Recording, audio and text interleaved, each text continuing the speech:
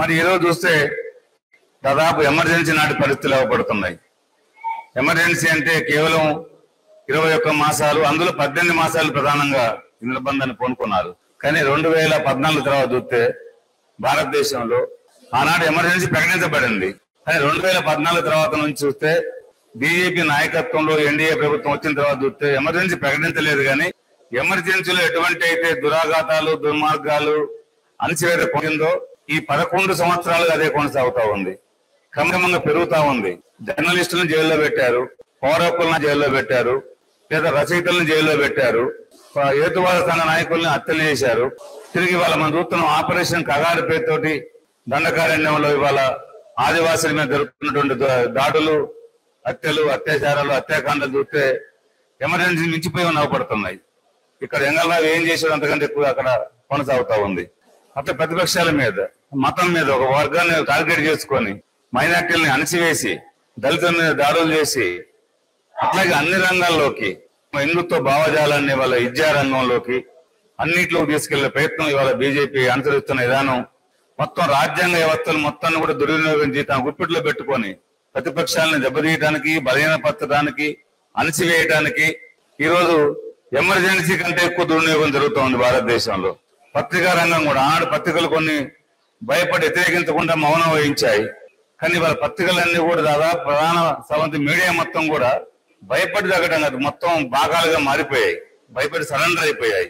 ప్రతిపక్షాల నాయకుల్ని ఒత్తిడి చేసి పార్టీ ఫిరాయించమంటే ఫిరాయించకపోతే కావాలని డబ్బులు ఇస్తున్నారు, పదవులు ఇస్తున్నారు, లేదంటే కేసులు పెడుతున్నారు.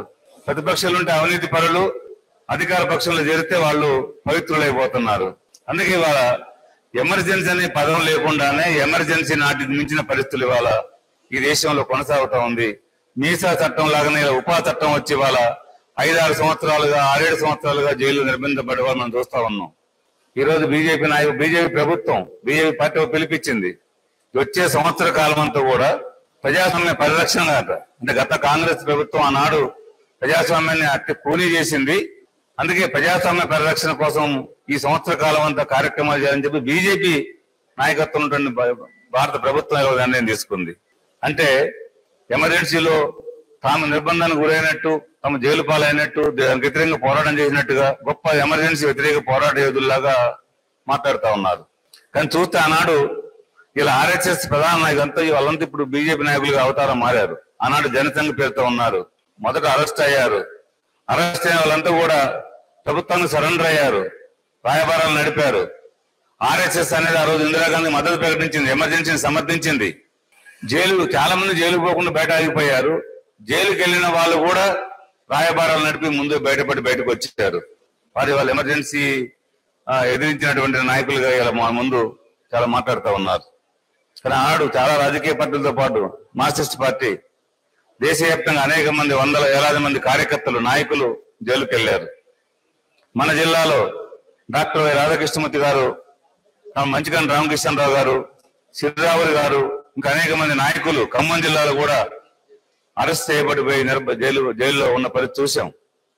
అందుకనే ఈరోజు ఎమర్జెన్సీ పేరుతోటి ఇప్పుడు ఉన్న బీజేపీ ప్రభుత్వం దాన్ని వ్యతిరేకించే పేరుతోటి తను చేస్తున్నటువంటి ఒక దుర్మార్గాలు, ప్రజాస్వామ్యాన్ని, రాజ్యాంగాన్ని అణచివేసి వాళ్ళ దేశంలో ప్రజాస్వామ్యం లేకుండా చేసి ప్రతిపక్షాలని బలహీనపరిచి ఈ దేశంలో ఒక మొత్తం రాజ్యాంగాన్ని లేకుండా చేసే ప్రయత్నాలు చేస్తూ మరొక వైపున ప్రజాస్వామ్యం కోసం పోరాడుతున్నటువంటి యోధుల్లాగా జనం ముందు నమ్మించే ప్రయత్నం చేస్తున్నారు. ఇలాంటి దుష్ట ప్రయత్నాలని, ఇలాంటి మోసపూరితమైన వైఖరిని ఖండించాలి. ఆనాటి ఎమర్జెన్సీ వ్యతిరేకంగా ఈ దేశ ప్రజలు ఎట్లా చైతన్యవంతం అయ్యారో, ఇందిరాగాంధీ లాంటి ఒక నియంతని కింద దింపేసి గుణపాఠం చెప్పారో, అంతకంటే వాళ్ళ నియంతలాగా ఉన్నటువంటి నరేంద్ర మోడీ గాని, ఈనాటి ఎన్డీఏ ప్రభుత్వాన్ని గాని గుణపాఠం చెప్పాల్సిన అవసరం ఉంది. భారతదేశంలో రాజ్యాంగం ఇచ్చినటువంటి ప్రాథమిక హక్కుల్ని, పౌర హక్కుల్ని కాపాడుకోవాల్సిన అవసరం ఉంది. దానికోసం ఇవాళ ప్రతి మనిషి ఆలోచన చేయాల్సిన అవసరం తెలియజేసుకుంటే ఆ లక్ష్యంతో ఇవాళ మన పార్టీ నాయకత్వంలో సిపిఎం పార్టీ జిల్లా కమిటీ ఆధ్వర్యంలో ఇవాళ దేశవ్యాప్తంగా పార్టీ కేంద్ర కమిటీ పిలిపించింది. దేశవ్యాప్తంగా ఎమర్జెన్సీ 50 సంవత్సరాలని ఒకసారి మనం సింహావలోకనం చేసుకోవాలి. ఆ నేపథ్యంలో ఇవాళ భారతదేశంలో ప్రజల హక్కులకి, ప్రజాస్వామ్యానికి, రాజ్యాంగానికి వస్తున్న ప్రమాదాన్ని మనం ప్రజల్లో తీసుకెళ్లాలి, దానికి వ్యతిరేకంగా ప్రతిఘటించాలి. ఈ దేశంలో ప్రజల హక్కుల్ని, ప్రజాస్వామ్యాన్ని, రాజ్యాంగాన్ని కాపాడుకోవాలి.